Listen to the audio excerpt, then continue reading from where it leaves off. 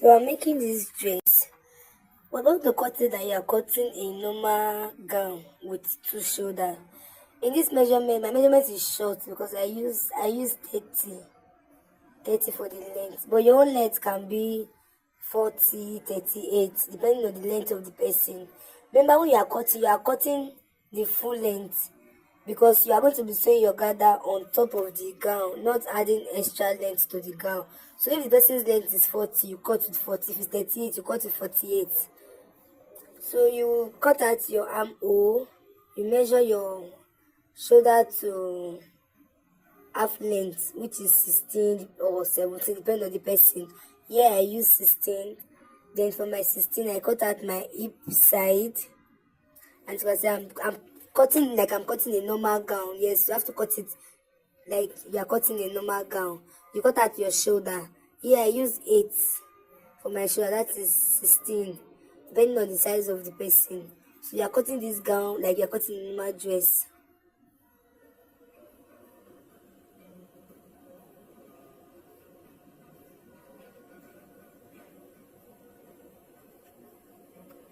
So yeah, I added my allowance when curving.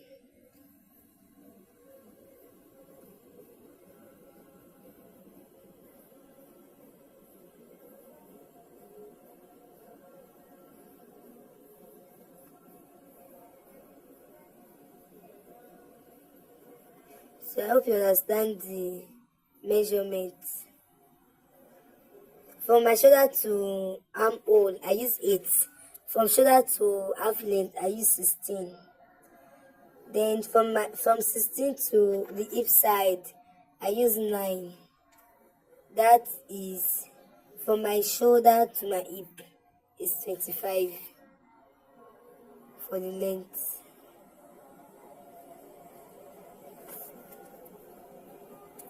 So when cutting, you okay, you watch out what I'm trying to explain. When you're cutting the shoulder part, don't cut the two. Like it's folded. You raise up one side and cut one side. Why? Because it's a one-sided gown we are sewing, not a two shoulder. It's one shoulder gown we are sewing. So when cutting, you raise the upper part that you've traced with your chalk and cut that part, leaving the other part. Then when you open your material, you measure 7 on the other side because you don't want it to be showing the person's breast. But you can actually use 6.5. Then after sewing to be 7. But on this one, I use 7.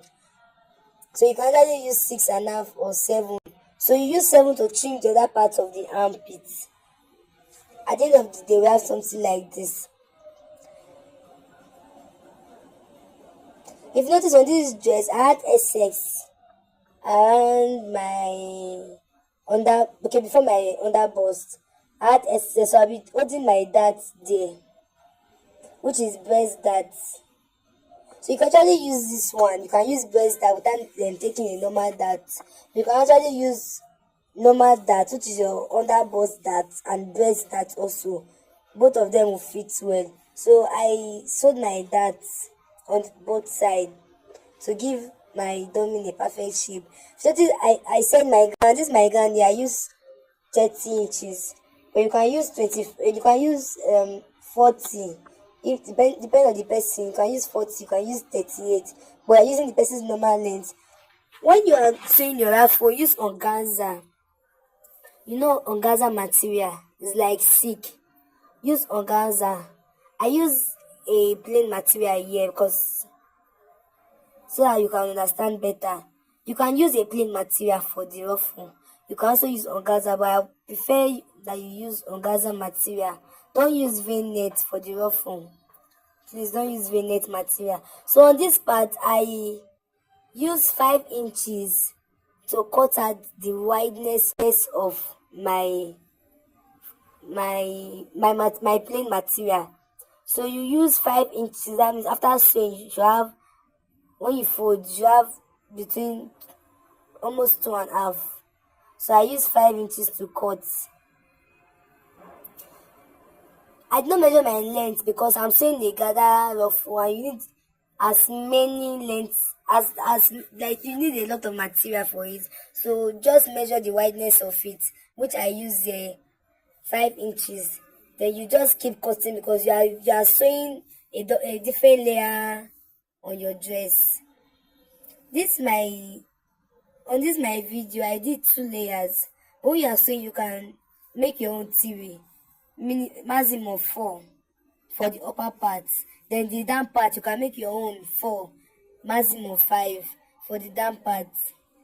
The same way I printed my plain material on the upper part, that is same way I'm going to print on the down part. It's the same printing. If you get the upper part well, you can get the down part.